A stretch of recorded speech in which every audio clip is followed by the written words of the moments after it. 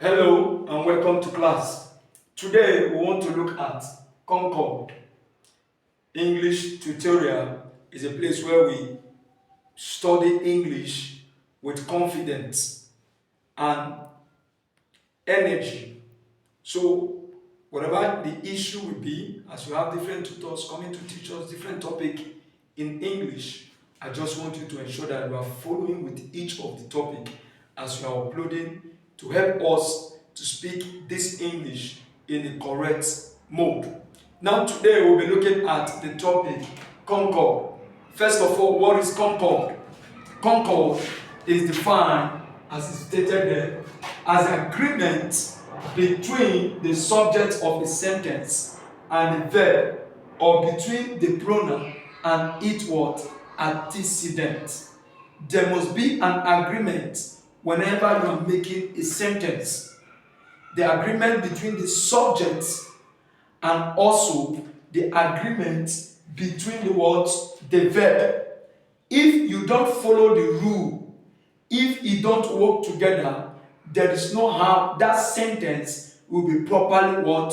Fitted.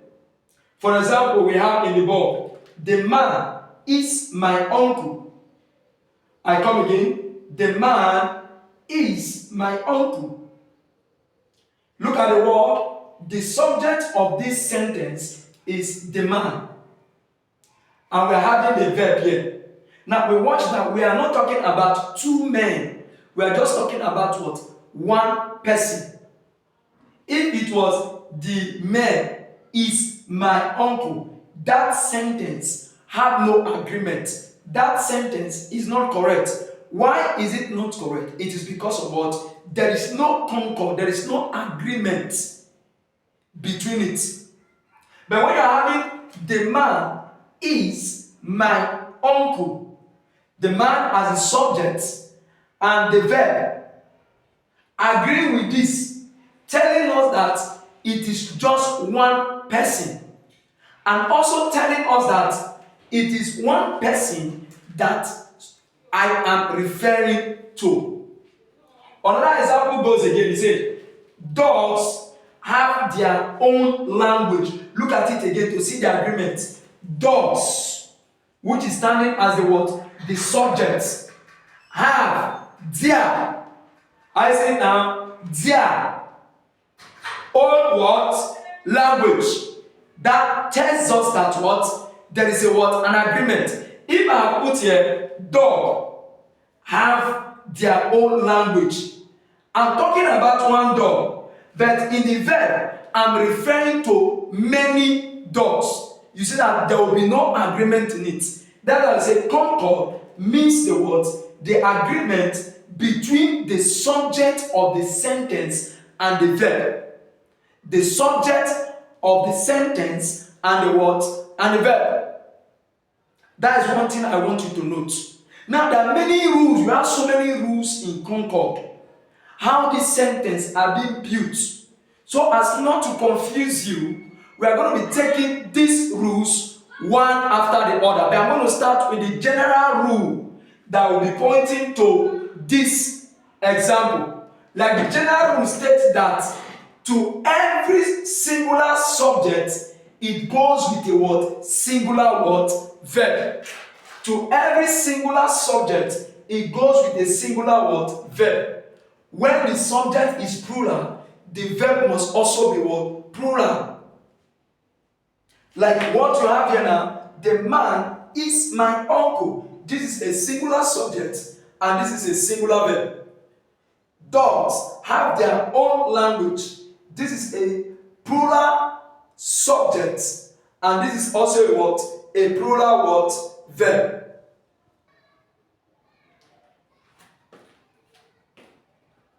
Okay, now let's look at rule 2.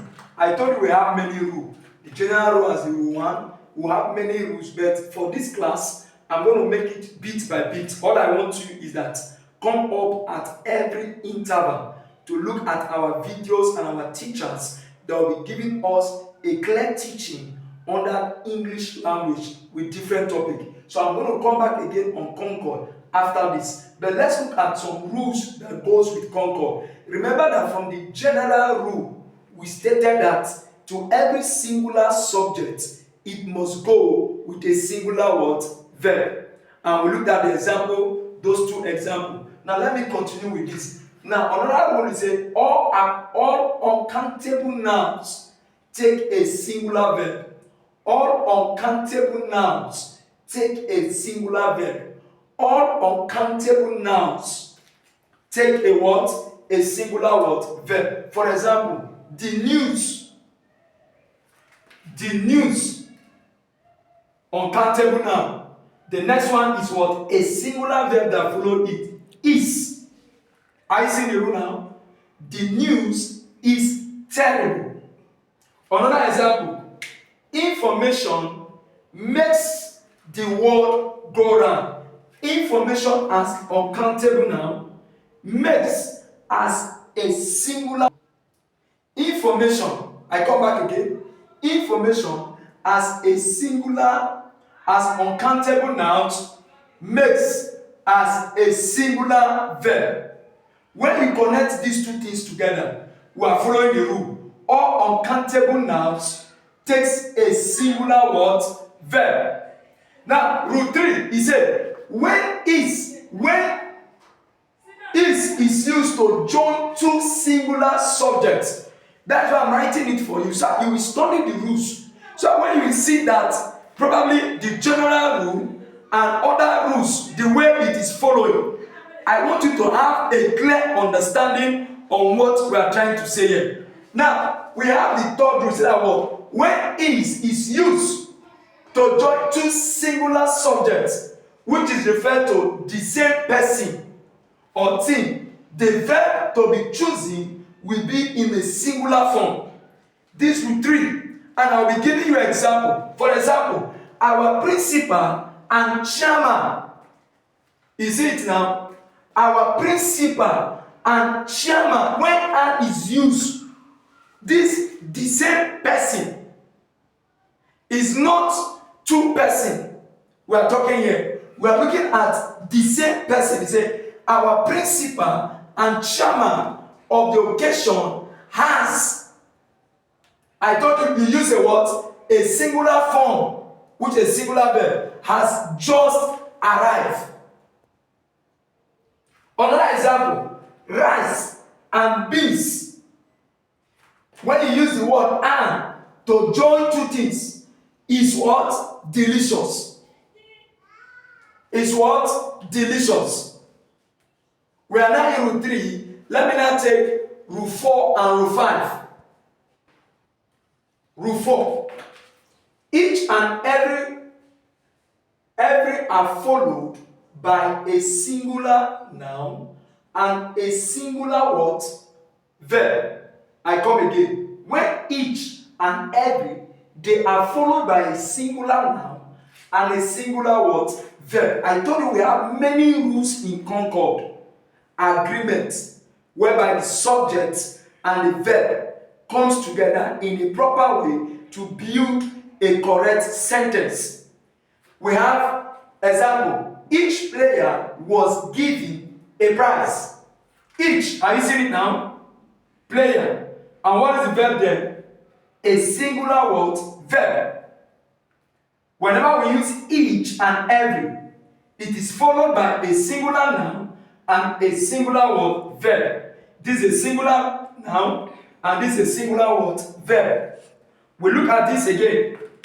Every, take notes from the rule. Every woman, which is a singular noun, loves, a singular word, verb. Her children, that is an agreement. Every woman loves her children. That tells you that each and every are followed by a singular noun and also a singular word, verb. Now, rule 5, he said, when the unit of measurement, money, distance, time, are used, the subject of the sentence, as the subject of the sentence, the singular verb must always be used. A singular verb must always be used. When measurement, unit of measurement, are used as the subject of the sentence. Note, for you to have an agreement to read, the singular verb must be used. Example, 20 yards is too much. 20 yards as a measurement. Taking the position of a subject sentence. The next thing that follows as a rule is a singular word verb. Another example, 50 liters is not enough, is enough to fill the tank of the car. Are you seeing that when we begin to look at the rules, we see that our sentences and our everyday conversation will be built up.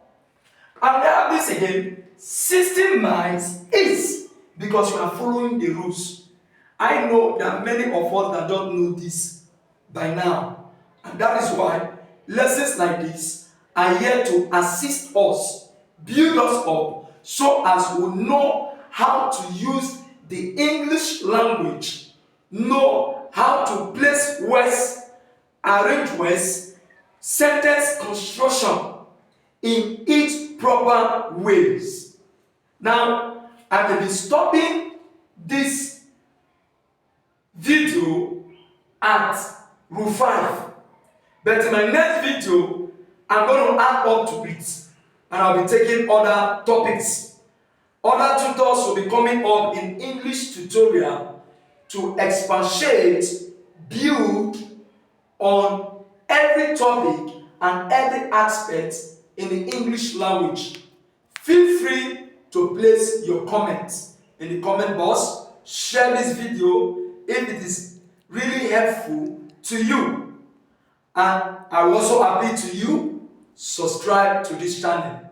Give us a like, so whenever our new videos are coming up, you will be having the notification that these videos are there for you.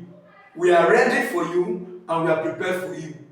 To build up your everyday conversation, you must follow the rules.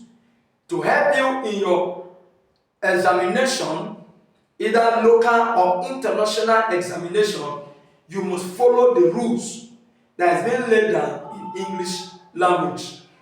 See you in our next class. Goodbye.